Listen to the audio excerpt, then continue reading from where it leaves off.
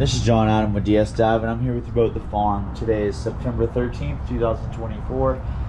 I came here to do 4 R3 zinc installs on your swim platform on each side. However, they don't fit, and neither do R2s, but on the insides of each swim platform.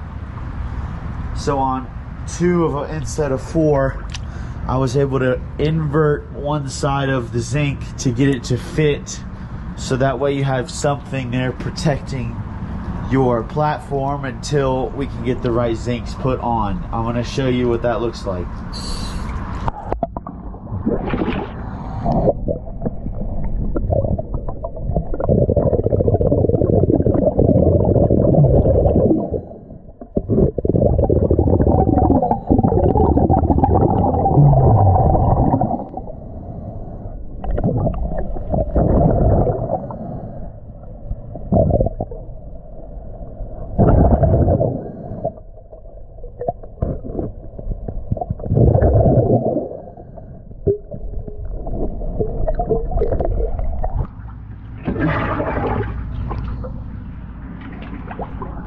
Alright, thank you for choosing DS Diving.